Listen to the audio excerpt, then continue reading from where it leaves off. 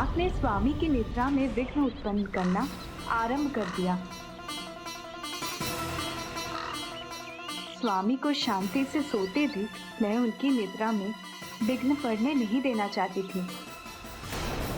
मेरी स्थिति का लाभ उठाकर उस दुष्ट आसुरी काक ने अपनी नुकीली चोंच से मुझ पर प्रहार कर दिया।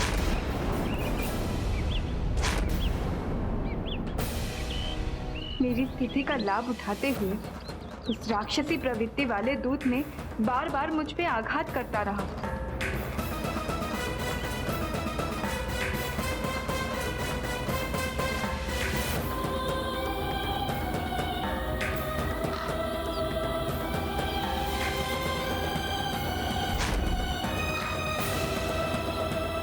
और अंत में उस दुष्ट ने मुझे आघात कर दिया।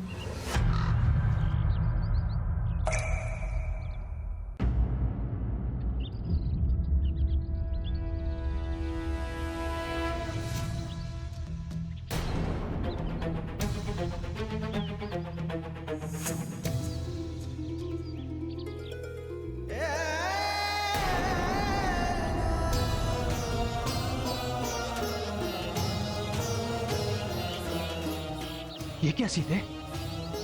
तुम्हारी कोमल काया पर आघात करने का दुस्साहस किसने किया?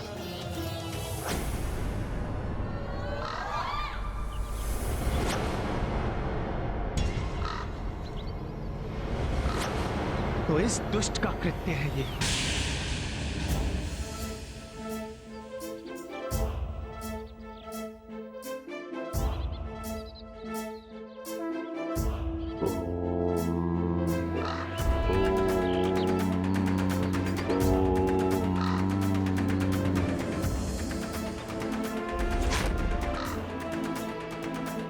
लो दुष्ट, तुमने मेरी सीता को जो पीड़ा पहुंचाई है, अब उसका दंड भोगो।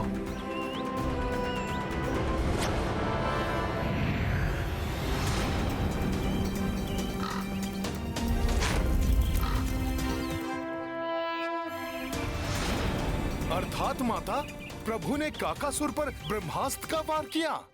हाँ पुत्र, उस काकासुर ने जो पीड़ा मुझे दी वो प्रभु के लिए असहनीय थी।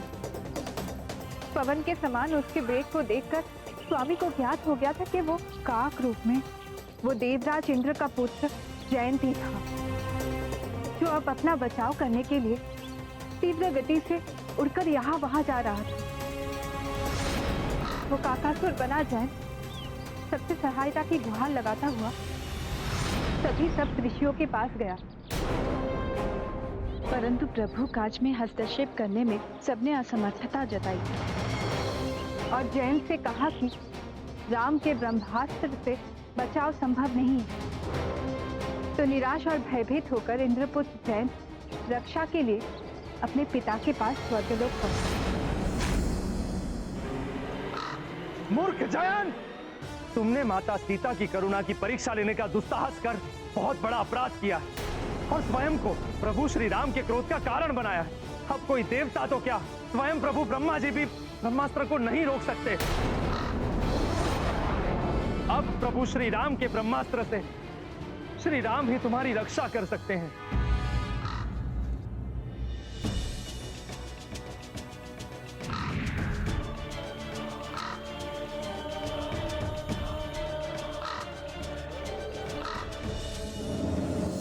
क्षमा कीजिए प्रभु, क्षमा कीजिए। मैं तो अधम मात्र माता सीता की दया और करुणा की परीक्षा लेने के लिए उन्हें निरंतर मैं कष्ट दे रहा था, परंतु उन्होंने मेरा किंचित प्रतिकार नहीं किया। आपके निद्रा में कोई व्यवधान ना आए, इसीलिए उन्होंने मुझसे अपना बचाव करने के लिए भी कोई चेष्टा नहीं की। परंतु प्रभु, मुझे ज्ञात है कि यह मेरी मूर्खता ही थी। माता सीता के धैर्य की परीक्षा लेने का दुस्साहस कर मुझसे सत्य में बड़ी भूल हुई है। मुझे क्षमा करें प्रभु, क्षमा करें।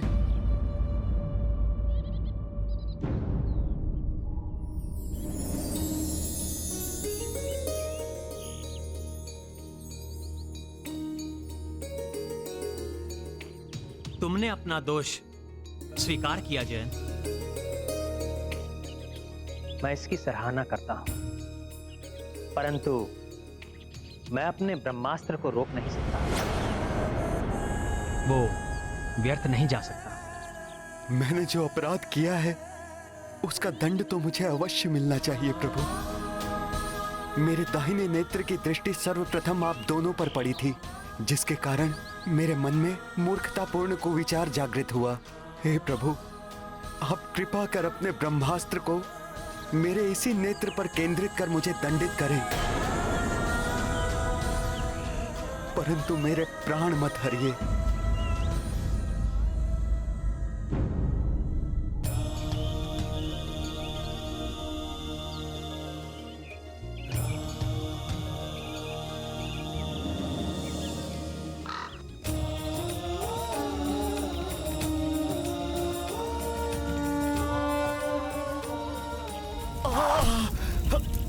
मैं पुनः क्षमा प्रार्थी हूँ प्रभु, और आपको विश्वास दिलाता हूँ कि भविष्य में मुझसे कभी ऐसी धृष्टता नहीं होगी। जयंत, तुम अपने कृत्य पर लज्जित हो और तुमने क्षमा याचना भी की है, इसलिए मैं तुम्हें वर देता हूं कि तुम अपने एक नेत्र से ही वो सब देख सकोगे जो दोनों नेत्रों वालों की दृष्टि से अदृश्य रहता है। तुम सभी पितरों और अन्य असंतुष्ट आत्माओं के दर्शन करने में सक्षम रहोगे। तुम्हें दीर्घ आयु प्राप्त होगी, और जो भी अपने पुरखों को सम्मानित करते समय अर्थात पितृपक्ष में तुम्हें भोजन देगा, उसके पितृ उससे संतुष्ट रहेंगे और शांति प्राप्त करेंगे।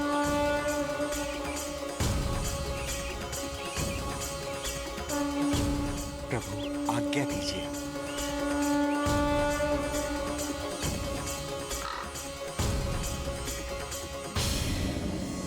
अच्छा माता, इसीलिए कौओं को पिंडदान दिया जाता है, क्योंकि उनकी दृष्टि वो देख सकती है जो अन्य जीवों की दृष्टि से ओझल रहता है। हाँ पुत्र, पराक्रम के सिंधु मेरे स्वामी ने मेरे प्रति आसुरी प्रवृत्ति दिखाने वाले एक छोटे और तुच्छ प्राणी पर भी अपना ब्रह्मास्त्र प्रक्षेपित कर दिया था। अब ये सीता इसी प्रतीक्षा की अग्नि में जल रही है कि कब मेरे स्वामी आए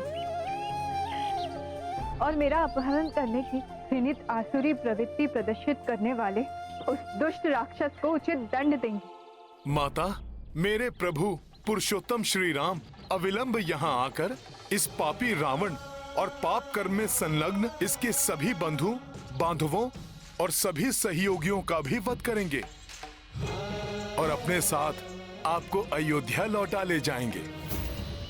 अवश्य लंका को ध्वस्त करने आया है ये कुटिल वानर। हमें आगे जाके ध्यान से सुनना चाहिए। अरे तुमने देखा नहीं कितना विशाल आकार ले लिया था उसने। उसके और समीप जाने का अर्थ है मृत्यु।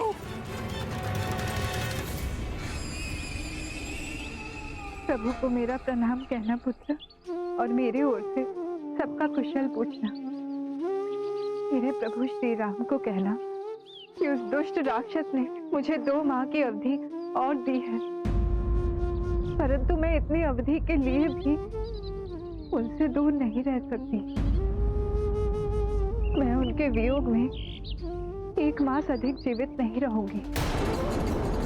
हनुमान, मेरे नाथ से कहना कि उस अवधि के पूर्व यहाँ आकर मुझे यहाँ से मुक्त करा कर ले जाए।